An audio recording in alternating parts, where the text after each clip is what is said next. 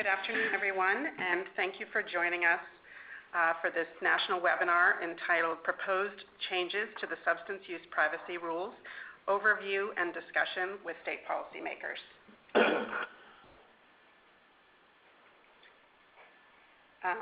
My name is Kitty Purington, and I will be facilitating today's webinar. I am a project director here at NASHP at the National Academy for State Health Policy, and this webinar is part of a project called Supporting State Strategies to Design and Deliver Whole Person Care in Ambulatory Settings. This work is supported by the Commonwealth Fund, and I want to extend a sincere thank you to them for making this webinar possible.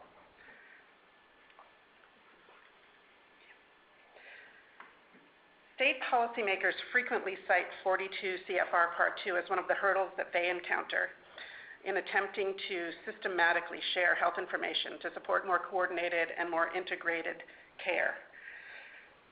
42 CFR Part 2 pertains to information held by federally funded substance abuse providers, but it can also often have a ripple effect beyond those systems. NASHP convened a previous webinar on this topic back in August, and we thought we would revisit the issue given the very significant changes that are currently being proposed to this regulation, the first major changes to these rules in almost 30 years. So this webinar today is designed to give participants some food for thought as they think about how to work within these regulations in the future, and also some things to think about if they'd like to submit comments on the proposed changes. So we will begin today's webinar with an overview of the proposed changes to 42 CFR Part 2 from Carla Lopez. Following Carla's presentation, Dr. Joe Parks and Flo Stein will provide their perspective on the proposed changes from a state health policymaker perspective. And we will also leave some time toward the end of the webinar to answer any questions that come in through the chat box feature on your screens.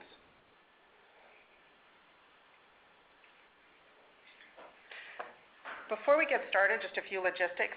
We have muted the lines today due to the number of participants. However, as I mentioned, people should see a chat feature on their screen, and I strongly encourage you to enter any questions at any time during the webinar, and we will field the questions to our participants during the Q&A toward the end of the hour.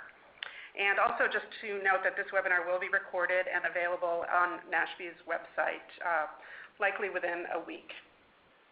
So let me just get to the introductions to our great panelists today. Carla Lopez is a staff attorney at the Legal Action Center, where she works on issues related to discrimination and health privacy. Carla has conducted trainings on behalf of the U.S. Substance Abuse and Mental Health Services Administration around confidentiality of alcohol and drug treatment records, and with a special focus on how those issues arise in the context of electronic health records and integrated care. We also have Flo Stein with us today, and she's a Deputy Director of the Community Policy Management section in the Division of Mental Health, Developmental Disabilities, and Substance Abuse Services for North Carolina's Department of Health and Human Services. And Flo has also served as president of the National Association of State Alcohol and Drug Abuse Directors, and has also been an advisor to SAMHSA as a member of the National Advisory Council and the Partners for Recovery Steering Committee. Dr. Joe Parks serves as the director of Missouri HealthNet, Missouri's Medicaid authority. He previously served for many years as medical director of the Missouri Department of Mental Health, and also as president of the Medical Directors Council of the National Association of State Mental Health Program Directors. Dr. Parks has authored or co-authored a number of articles and papers on behavioral health policy issues, and is a frequent national speaker on these issues. So a big thank you to our panelists for joining us today. I greatly appreciate it. And I am going to turn things over to Carla to get us started with her presentation. So thank you, Carla. Thanks, Kitty, and thanks to everyone at NASHP for having me on. It's nice to be back with you all. I have about 15 minutes just to talk you through a few things before we turn to our panel. Let me see. I'm not sure if my slides are advancing for all of you, but I will keep going, and hopefully they are. So Today, in the 15 minutes that I have to just get things started, I wanted to provide some background on 42 CFR Part 2, a little bit of background on the push for modernization that's been going on that led to this most recent rulemaking, and a quick overview of how the rulemaking process works, and then an overview of this most recent proposed rule that would amend 42 CFR Part 2, just addressing some of the main points there. And Carla, hi, this is Kitty. We'll be promoting your slides from this end. Oh, that okay, works great. for you. So in terms of background on 42 CFR Part 2, as many of you probably know, 42 CFR Part 2 are the federal regulations that govern the confidentiality of alcohol and drug patient records. This became the law in the 1970s, so it's much older than HIPAA, and it was passed into law, the statute authorizing these regulations was passed into law in order to ensure that people are not made more vulnerable to negative consequences as a result of seeking alcohol or drug treatment. And the negative consequences that we're talking about in terms of not making people more vulnerable include loss of employment. You may know that the Americans with Disabilities Act and other laws that protect against disability discrimination, while they cover substance use disorders as disabilities, they do not cover people who are engaged in the current illegal use of drugs, which makes it legal for somebody to be fired if they're currently using illegal drugs, even if they're trying to get treatment for that. And then other potential negative consequences include loss of housing, loss of child custody, discrimination by medical professionals and insurers, and of course, the very unique negative consequences for people with substance use disorders, which include arrest, prosecution, and even incarceration. So again, probably many of you know this, but 42 CFR Part 2 is more protective of patient privacy than HIPAA because of these unique negative consequences that can flow from somebody's substance use disorder information being disclosed. So HIPAA allows a lot of disclosures of patient identifying information without their consent, including disclosures for treatment, payment, or healthcare operations, whereas 42 CFR Part 2 generally requires a patient to consent to most disclosures of their information, with some exceptions, for example, in a medical emergency. And then together with that consent requirement, 42 CFR Part 2 also has a prohibition on redisclosure unless the patient consents to that redisclosure or another exception applies. So the general framework is that most disclosures can't be made without patient consent, and then once a disclosure is made, that information can't be redisclosed, again, without the patient's consent. So for a number of years now, there's been a push for modernizing these regulations, which, as I mentioned, were first written in the 1970s and were last updated in 1986. And this push really comes from the changing healthcare environment, which I'm sure all of you as state health policymakers are very familiar with, and that includes things like electronic health record systems and health information exchange being developed and becoming very widespread, particularly after the HITECH Act created incentives for the adoption of these electronic health systems, and integrated care of substance use disorder treatment with other types of physical health treatment, and that includes things like health homes, accountable care organizations, and a number of other types of entities that were created by the Affordable Care Act and other trends in healthcare currently. And then, of course, in the age of data and big data, there's a lot more information flowing for research purposes. And so all of these developments created a very different health environment, healthcare environment, and the need in the perspective of many people in the healthcare field to figure out a way to make it a little bit easier to disclose information about patients' substance use disorder care. So in response to this push for modernization that's been going on for a few years, SAMHSA has done a couple of things. In 2010 and 2011, SAMHSA issued sets of frequently asked questions to try and clarify how information can be shared under 42 CFR Part 2, and I included a link here to those frequently asked questions if you're interested in seeing them. And then in 2014, SAMHSA held a listening session where both people could go down to Maryland in person and kind of testify to SAMHSA about proposed changes to these rules, and also could submit written comments. And there's a link there to more information about that listening session and the comments that were submitted in response to it. And then most recently, on February 9th of this year, SAMHSA released a proposed rule to update 42 CFR Part 2 more explicitly. And that's the focus of today's webinar. And just quickly for the non-lawyers out there, I wanted to just let you know how the rulemaking process works. So federal agencies like the Department of Health and Human Services and SAMHSA interpret laws passed by Congress by issuing rules and regulations, and this is called rulemaking. And rulemaking is what's going on right now, what we're talking about. So rulemaking has to be open, and it has to be a public process where stakeholders and really any member of the public has the opportunity to comment on a proposed change or a new rule. And new rulemaking like this can be prompted by a number of things like new technologies. So the more specific process that we're going through now is that an agency, in this case SAMHSA, issues a proposed rule and gives the public a certain amount of time to comment on that proposed rule. And then the agency considers those comments and issues a final rule. Or it might issue what's called an interim final rule to get more comments before issuing a final rule. And then once that final rule is put out there, that becomes part of the law. And in this case, SAMHSA, like I said, issued a proposed rule amending 42 CFR Part 2 on February 9th. And the public has 60 days to comment on that proposed rule, which will bring us to April 11th at 5 p.m. And we really encourage all stakeholders to comment on this rule.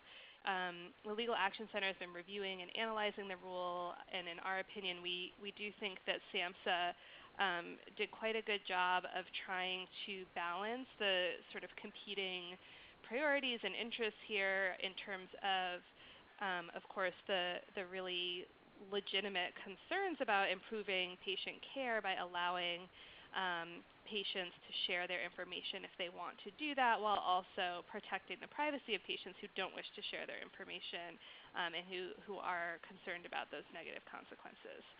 So I'm going to just walk through a couple of the sort of big ticket items from this proposed rule, and then move on to our panel, and of course you can ask questions in a little bit. But the I'd say biggest probably change being made by this proposed rule is to the consent requirement. Currently, under the regulations, when a patient consents to the disclosure of their information, they have to include in this so-called to whom section the name or title of an individual or the name of an organization that the disclosure is being made to.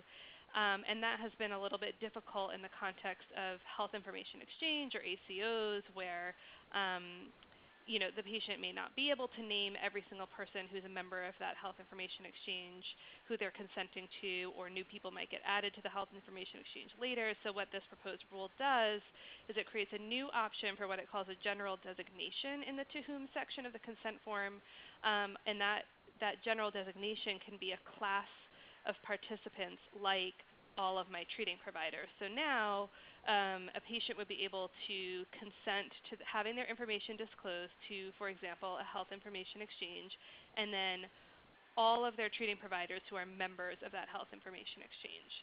So that's new and very helpful for enabling patients to let their information flow if that's what they choose to do. This general designation has to be limited to providers or organizations that have a treating provider relationship with the patient, and it can include past, present, or future treating providers, which is also new. Previously, future treating providers couldn't be included because you had to know the name of who you were consenting to the disclosure to. So now you can consent to this disclosure to all of your treating providers, including future treating providers who, might not be a member of that HIE yet. So for example, like I said, a patient could consent to the disclosure of their alcohol and drug information to a health information exchange and all of their treating providers who are members of that health information exchange. Another thing to note about this new consent requirement is that the prohibition on redisclosure stays in place, which we at the Legal Action Center think is a very important core protection of 42 CFR Part 2 that we are glad to see is staying in place, since it's one of the major protections of patient privacy in this law. Another change is the from whom section of the consent form, where the patient says who's allowed to disclose their information, is now going to need to be more specific to sort of counterbalance the fact that the to whom section can be more general. And then this proposed rule would also create a new right for patients, which is that they can request and receive a list of all the individuals and entities that their information has been disclosed to pursuant to one of those general designation consent forms. So this is a little more consistent with HIPAA, and we think it's a good thing for patients to have that right to be able to see who their information is being disclosed to. Another big change in the proposed rule relates to research.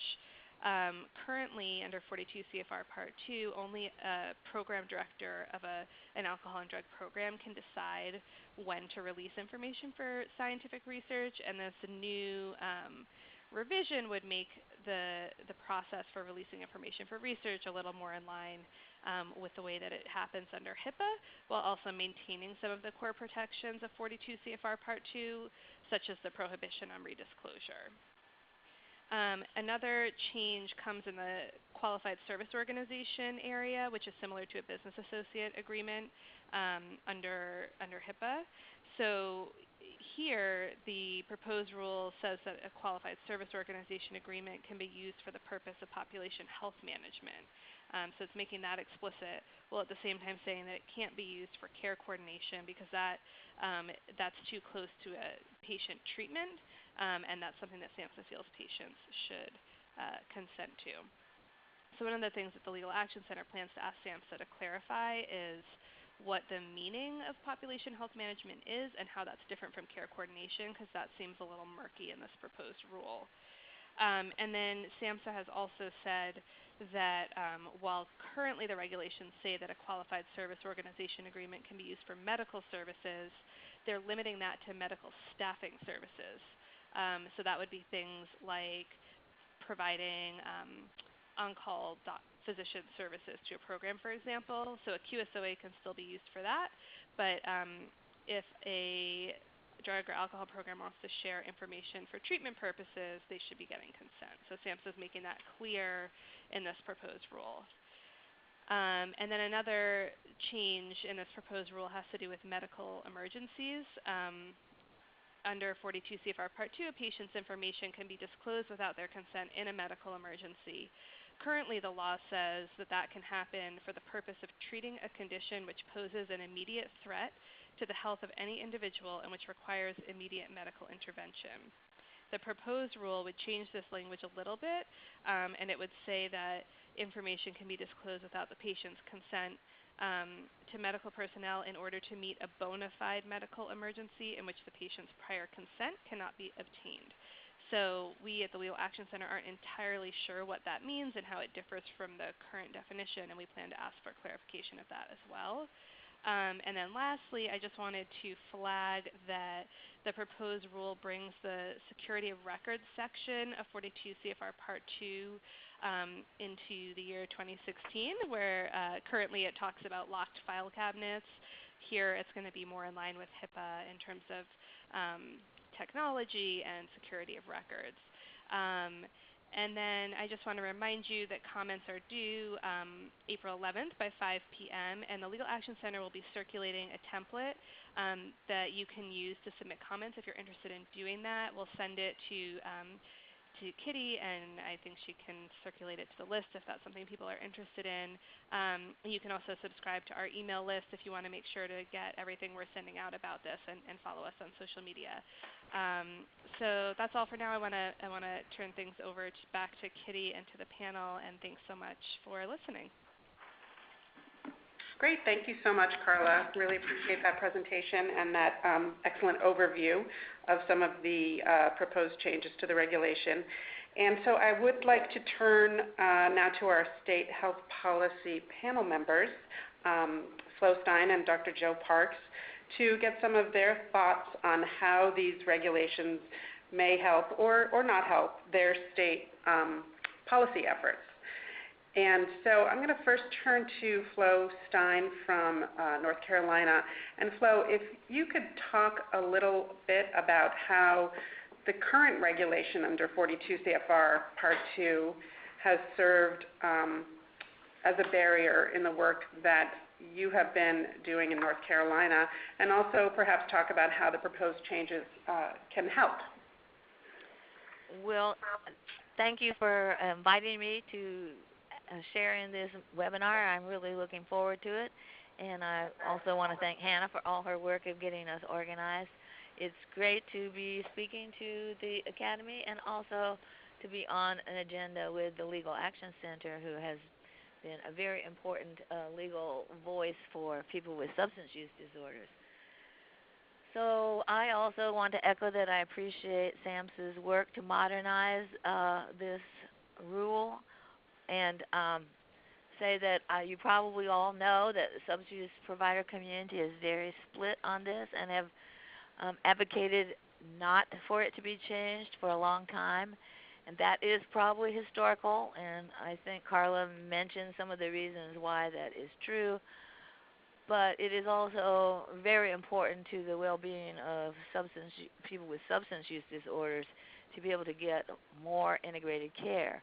So some of the changes in the rule that would allow sharing certain information with treating providers and to make the sharing of information a little bit more possible is really important. But I think I have to say that the United States has always been of two minds about addiction and substance use disorders, and part of it is still a strong criminal justice response.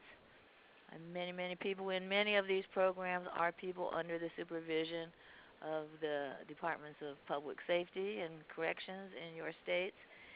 And then our other mind is that it's a health problem, and people who are working in the programs and the consumers in the programs that I work with would prefer it to be considered a health problem, and that they had the access to care that is available to people with other kinds of health problems. You probably also know that treatment seeking of people with substance use disorders is still very, very limited.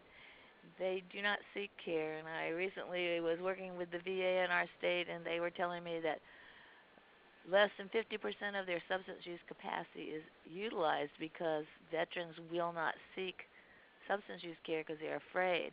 They're afraid of what will happen to the information, that who will find out about it, and what that will mean for them. And so while keeping all those problems in mind, we still have to figure out a way to protect this information so that unprotected releases or disclosures don't happen, but help people get especially integration with primary care that they need. Because as you know, we have HIV, AIDS, hepatitis C, many diseases are increasing, and people are not getting access to primary care. So we need to make this more available through record sharing. In our state, we run the Controlled Substances Program, the Prescription Drug Monitoring Program, and we've been working really hard with our HIE and with SAS International, who is a company here in North Carolina, to make our data from the PDMP accessible to primary care and other physicians so they can see what's happening. And I think that has been being received very well. We still have an opportunity in North Carolina for persons with substance use or mental health disorders to opt out of their information being included in an HIE. And so we've sort of made a step in the right direction, and we are looking forward to these changes in the rule to maybe make a better connection with the health community. And I think I'll stop right there for the moment. All right, thanks so much. And Dr. Parks, I know you have done some thinking on this issue as well, and was wondering if you could speak to how 42 CFR Part 2 has been a barrier in the work that you've been doing, certainly around physical and mental health integration and other health reform initiatives in Missouri, and how you feel about the proposed changes to the rule. Yeah, 42 CFR has been a significant barrier. It's complicated, and the simple solution for those not into substance abuse treatment themselves is just to leave it entirely out and not think about it, because I have other more complicated stuff to take care of. Dr. Parks, I think I'm just going to interrupt and ask if you could move a little bit closer to your phone. It's a little low. There, okay. Is that better? Great, thanks very much. So we find that many practices, many hospitals, many FQHCs, because the rule is complicated and it confuses people and they're scared, they simply leave anything remotely related to substance abuse out because it's too much work to figure it out and they're worried they'd get it wrong. The problem is by having separate rules, it complicates things and creates confusion, and substance abuse treatment is a small part of healthcare, and they have bigger fish to fry. And they don't have the staff to do segmented consent, to redact portions of their records, so they just keep it at arm's length entirely. I think a substantial part of the methadone epidemic is in part due to 42 CFR. It's surprising that in considering negative consequences, we only have legal social concerns, loss of employment, housing, custody, and nowhere on the list is that the rate of methadone of overdose deaths is 6 times what it was 10 years ago, and 30% of all methadone, of all overdose deaths are methadone. And nobody gets reemployed, nobody gets their housing, nobody gets out of jail once they're dead of a methadone overdose. And 42 CFR obscures this. Many of the PDPs don't put methadone prescribed for pain because it's just too complicated and they're scared. They leave it all off. In fact, the interpretive guidance in the new rules, SAMHSA says at one point that if any medication is used for substance abuse treatment and you don't explicitly say it's not being used for that but being used for something else, then it should call under 42 CFR and not be allowed. If we followed that narrative guidance, none of the benzodiazepines would be allowed on a PDMP unless we said it was for something else. Carbamazepine for seizures would not be allowed in a drug registry unless we said it was for seizures and not for substance abuse withdrawal. Clonidine, a blood pressure medication. People get so liability adverse that they drop huge things out. I think what SAMHSA has done is a big step forward. In some ways, what they've done is necessary but far from sufficient. The standardized definitions are helpful. The detail around how the information can be used within a qualified service arrangement is very helpful. The stuff on the HIE is helpful. The problem with their process is they started on revising it from the starting point of the existing rule that had not been changed from 1987. They did not start with the law itself. In fact, when they asked for comment, they didn't publish the law itself. And Dr. Park, sorry, I'm sorry to interrupt again. I'm just getting a couple of notes that folks are having trouble hearing you. So sorry to interrupt, but if you could speak a little bit louder, please. Okay. So when they used the starting point as the existing rule that was last updated in 1987, they should have done the starting point of the underlying federal law itself. The underlying federal law only exceeds HIPAA requirements in that you have to have consent and you can't use the information for prosecution. There's nothing in the federal statute that 42 CFR relies on about time-limited consent or about redisclosure or about many of the other specifics in the rule. So the reg goes far beyond what the law alone would require. The problem with time-limited consent is then you have to go back and re-up your consent. It actually limits the rights of a person getting substance use treatment. If I have epilepsy, I can say, share my information with anybody, from anybody, redisclose it, and don't ask me again, just keep sharing it until I tell you to stop. This rule is paternalistic. It will not let a substance abuse treatment receiver make that same decision. Say I give indefinite consent. I can't say I like redisclosure. I want people to know. It actually limits and discriminates and takes away rights that other patients with other disorders have. So I think it's a great step forward, but I don't think it goes near far enough.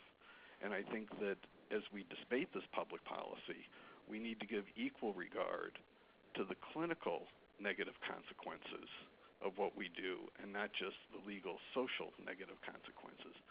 People are dying. We're in the middle of an epidemic, and part of it is because we hide. The other problem with it is to the extent that substance abuse treatment is not in the medical record, it makes other healthcare providers think that it doesn't work. People see all the failures of treatment, but unless those successful treatments automatically become part of the record, we don't see, oh, I have these other 50 people in my practice that got treated 3, 5, 10 years ago. They're doing great. You know, this is a useful treatment. Happy Hills Recovery Center knows what they're doing. I'm sending more people there.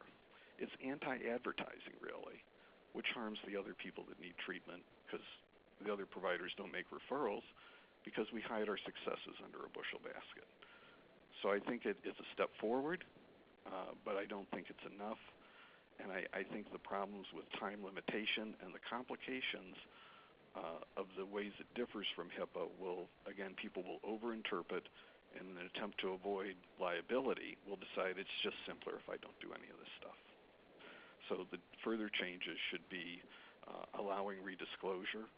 The further changes, it's also complicated to know who's a covered entity with holding yourself out to the public. It would be helpful if a covered entity had to have a particular certificate. You have to be certified or licensed or accredited as a specialty substance abuse provider. That way, at least, you know, I don't have one of those pieces of paper. I know I'm not covered. And then, if I want that protection, I at least know I'm getting a higher quality service because my program has been certified, accredited, or licensed as being that specialty service and isn't just some generic healthcare provider that thinks they can do it. So I think that would be a helpful step forward to say you have to be accredited, licensed, or certified as a specialty provider by a state or by the federal government or a national organization for your information to fall under this. That would make it a lot less fuzzy. All right, thanks so much. And I would like to get back to Carla with some of her thoughts on these, on your comments as well. But before I do that, I was wondering if Flo and or Joe, if you could talk about maybe some of the things that you see as new tools in the proposed regs, things that you think you might be able to work within your state to promote things like better health care for people with substance use disorders, improved integration, better flow of data in your HIEs, things like that. Do you see some pieces of this coming out and supporting your efforts? Absolutely. The fact that you can give consent in an HIE for use by all my current and future treatment providers is wonderful. If the time limitation requirement could be met by until I'm dead as the time limitation, then that would not be an issue. I kind of think that would be viewed as a subterfuge and not allowed, that people will be forced to put in some date, 1 year, 2 years, 10 years, something. That's a limitation, but the fact you can reveal it to any of my current and future treatment providers, huge step forward, very helpful. Well, this is Flo, and I just think that we're talking about such two different populations. So, for instance, we have a lot of screening, brief intervention, and referral to treatment programs in North Carolina, and all of our primary care practices who are in it, and our emergency departments, and our hospitals like Wake Forest Hospital, all just routinely gather consents. They share information. They have embedded substance abuse specialists. We're screening people, finding those who have risk for substance use, doing brief interventions right on the spot. It really working. But those are not the same people that are in the substance abuse treatment programs. That's a whole new population that we're reaching, those who are in regular clinics, regular practices. And so I just think there are two different ways of going about it. And the people that are having the adverse effects in North Carolina with heroin and prescription drug abuse are not in the substance abuse treatment specialty community. They're in pain management clinics and primary care clinics. And so the whole work that I think this will allow us to do of educating our primary care counterparts to learn how to invite people with substance use disorders to tell them that they have them in the first place is kind of, I hope that this tool will give us a way to share information without as many difficulties while still acknowledging that this is a very, very difficult kind of information to provide. And the physicians I work with in North Carolina still do not like to ask people about this. They will, and they're learning to do it, and they're learning that sometimes they are the most important and effective voice in asking the questions about substance use, and are learning that it is very important to ask and do something about it if they want to help manage other chronic disorders. So I think we're making huge progress. I think this has always been perceived as a barrier. I saw in one of, I think, Dr. Park's papers that everybody thinks nobody in the substance use community wants to cooperate. We do want to cooperate.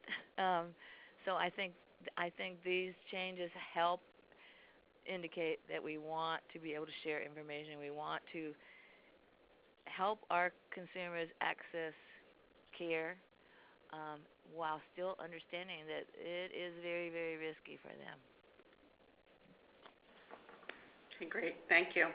And Carla, would you talk a little bit about how you feel? You did mention this in your presentation, that you feel that the rule has struck a good balance between sharing information and protecting privacy. Can you talk a little bit about how you feel that this current rule does open up sharing information, and how states might be able to use this as an opportunity to better integrate care and share that data? What are some of the things that you could see states doing in the future with this new rule? Sure. So I think that one of the big challenges before, as I mentioned, was the fact that a consent had to provide a name of who it was going to, and it couldn't be a consent to future providers. And what we were hearing was for health information exchanges, electronic health record systems, integrated care entities like health homes, they were having a hard time with that because even though they could, have a person consent to everybody who was a member of that entity at the time of the consent, every time they add a new member, then they're having to go back and get a new consent. So I think this really makes it a lot easier by allowing the patient to consent to a whole class like all of my treating providers, and by being able to consent to future treating providers who might not be a member of the entity yet, or they might not have that relationship with the patient yet. That makes that really easy. And then at the same time, it still gives the patient control. It still requires patient consent. The reality is that, as Flo was saying, a lot of people don't seek treatment because they're afraid of the consequences of that information getting out there. We strongly believe at the Legal Action Center that the patients need to continue to have the control. It's their choice to make. And doctors should absolutely be talking to their patients about this. I think that the widening use of screening and brief intervention is helping to kind of move those conversations a little bit more into everyday medical practice, which is a good thing. But the way the environment is right now, there's still a lot of negative consequences that people are very concerned about. I also just wanted to point out in terms of the time-limited consent issue that Dr. Parks was addressing, SAMHSA has said in the first set of FAQs that they released in 2010, they made clear that a patient can have their consent not expire until their death. So, so there shouldn't be any issue with having to go back continuously and keep getting new consents. If a patient wants to consent, to allow that disclosure to keep happening for as long as they live, they can do that. So that's in those FAQs that I included the link for in one of my slides. And yeah, so I do think there's a lot of opportunity here.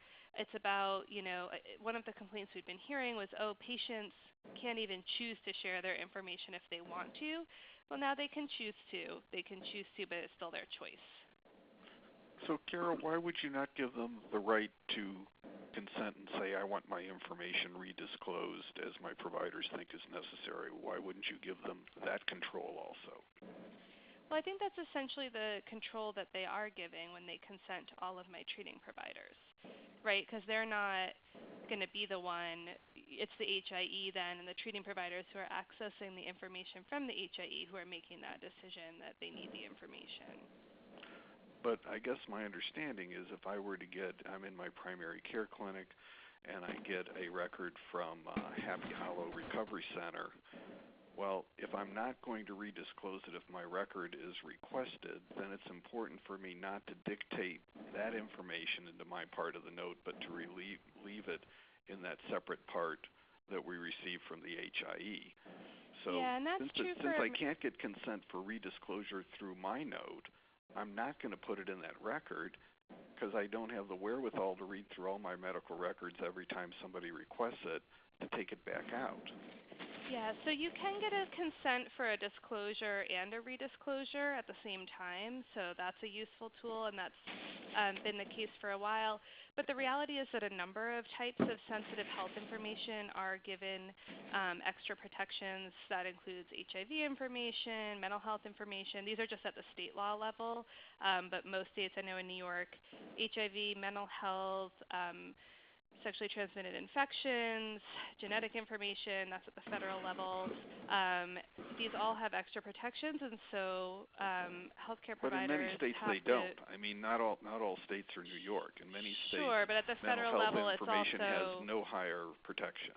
Sure, and I think the majority mental health does, but at the federal level, there's also genetic information, and then the HITECH Act, which amended HIPAA a couple of years ago, requires healthcare providers to allow a patient who's self-paying for their treatment to say that they don't want their information disclosed to other treating providers or payers. So at this point, all healthcare professionals should have a way to segment out any sensitive health information that a patient is requesting be kept confidential. So that goes, well beyond substance use disorder information, and it's just sort of a reality in 2016 that healthcare providers need to be able to add those protections. But it's not a functional capacity.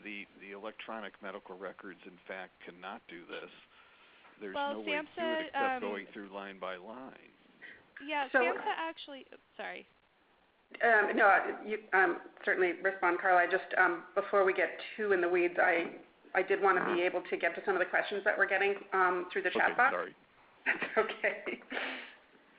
Carla, do you want to just finish what you were saying, finish your thought? Oh, yeah, I was just going to say that SAMHSA has had 2 pilot programs. One was called Consent to Share with the number 2, and the other was through the VA, where they did demonstrate electronic health records and HIE systems that could do this. So it's certainly technologically possible. Whether people, actually want to do the work is a different story, but it is. The work is not paid for, and substance abuse agencies and other small treatment providers don't have the staff to do the work, and the agencies that did it in the pilot, only one's still doing it. All the rest have dropped it, and no more have adopted it. It's a failed implementation. And Carla, one of the questions that we had actually is pretty germane to this conversation, and it was to define redisclosure. That might be helpful for folks as we're talking. So I think in this context, it's most relevant in, like I was saying, in the HIE context, where a patient, if they say they consent to have their information disclosed to a health information exchange, they would have to also consent to have it redisclosed to members of that exchange. So that's a redisclosure. In the research context, it would mean that if their information flows to researchers who are doing scientific research, the researchers can't then redisclose their information to some other entity for some other purpose. So it's basically just like a one-stop disclosure. So what it means on an individual patient level, if I'm transferring a patient's care and I want to send my medical record in primary care to the next treating psychiatrist or primary care that's not substance abuse treatment, and I've dictated into that record any information about Susie was in a alcohol drug treatment program, I have to go back and pick out each piece of information. These are not usual and data-defined fields, and so you don't dictate it into the record because it's too hard to catch it after the fact. So it just is in a separate file of what we got when Happy Hills Recovery sent their stuff in. It's functionally hard to do in clinic. The theory is good, but so you may be able to access. Implement. You may be able to access this information now through an HIE a bit more seamlessly, but actually incorporating it into your medical record is still problematic. Correct. Another question, Carla, on the changes. If the HIE includes human service providers that are not treatment program providers, for example, case managers, supportive housing, would they need to be excluded from the receipt of information? So in that that consent where you can consent to, for example, to the HIE and then to all your treating providers within the HIE, you can also consent to organizations that you have a treating provider relationship with, and then also individuals by name. So if it was some sort of entity that had a treating provider relationship, and I should actually tell you what that means, a treating provider relationship. This is a new definition in the proposed rule, where they're saying that a treating provider relationship means that regardless of whether there's been an actual in-person encounter, a patient agrees to be diagnosed, evaluated, and or treated for any condition by an individual or entity, and the individual or entity agrees to undertake diagnosis, evaluation, and or treatment of the patient or consultation with the patient for any condition. So if those entities have that type of a relationship with the patient, then the patient could consent to that as well. The patient could also consent to them by name. It's a little hard to answer more specifically without knowing exactly how that is working and what those players are doing exactly for the patient. Mm-hmm. And are there any FUD providers who would not be subject to 42 CFR Part 2? No, that is something that is a common question for providers in the community. Yeah, so 42 CFR Part 2 generally is it's applicable to specialty substance use treatment providers. So the way that the regulations define that is a program that holds itself out as providing and provides alcohol and drug diagnosis, treatment, or referral for treatment. So it's generally not going to be your primary care doctor's office. You can have a unit or even an individual provider within a larger office that is covered, by 42 CFR Part 2, but it's generally going to be somebody who kind of specializes in that kind of care. I think I was just going to say, I think where non-specialty providers become implicated is if they're receiving information from a specialty program, but then they should be receiving along with it a notice that explains that this information is protected. Okay, great, thank you. And this question is directed to Flo and also to Joe, and it may have touched on it. I think you touched on it a little bit earlier, but will these changes reduce barriers to care coordination across behavioral health and primary care? And Flo, maybe we can yes, somewhat. They are a step forward. Yeah. the one potential step back is the narrative guidance in the SAMHSA, where they say that any medication, if it has a use in substance abuse treatment, should, unless you say it's not being used for substance abuse treatment, it should fall under 42 CFR, and that means all our pharmacy registry work, we now have to have diagnosis or treatment target intent to. For a why, because there's a lot of medications used for. I think the person that wrote it was thinking just naltrexone and buprenorphine, but the letter of the guidance as written, any information used for substance abuse treatment includes blood pressure meds, anticonvulsants, benzodiazepines. All are used to treat withdrawal states and would fall within the way they word that, unless they give other guidance or change their narrative. And Flo, do you have any thoughts about how this might reduce barriers to care coordination? Well, as I said, the whole fact that we're having this discussion has greatly improved care coordination in our state, and I look forward to especially the treating provider language in continuing to allow us to have these conversations. As I said, we run the Controlled Substances database, and we have it integrated into our HIE.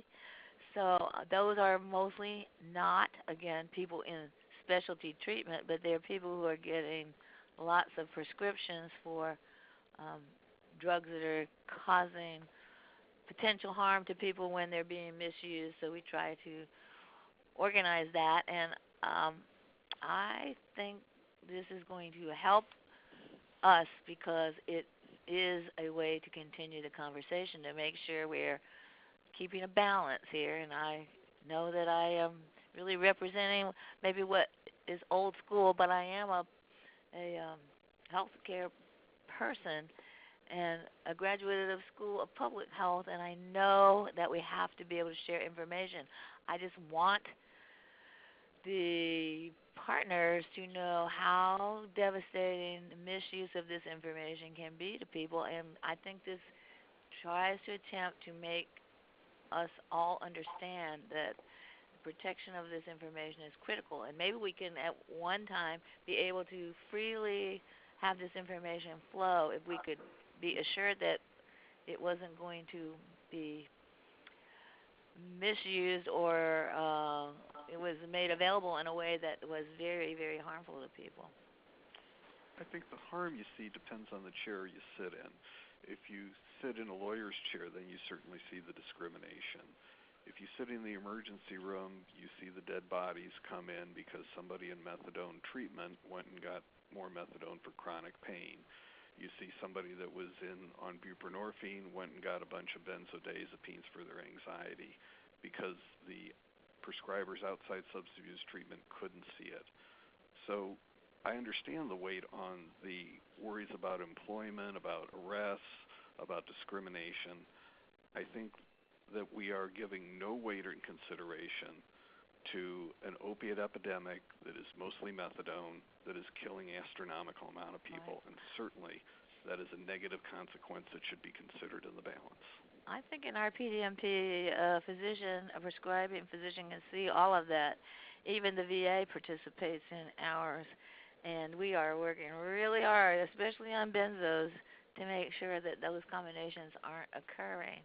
Yeah, I actually just want to jump in because I think there might be a little bit of a misperception. Those medications can't be reported without consent if they would identify somebody as a patient in an alcohol or drug program.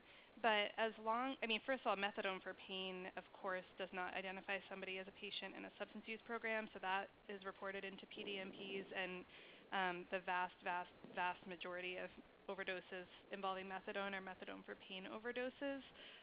But even because buprenorphine theoretically can be prescribed for pain, that can also be reported into a PDMP if you're not identifying that it's coming from a specialty substance use disorder program.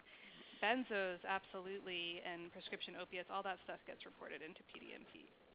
And that's what we do here in Missouri also, but that's not what the current SAMHSA proposed narrative says. If they put that in writing in their guidance, that would be hugely helpful.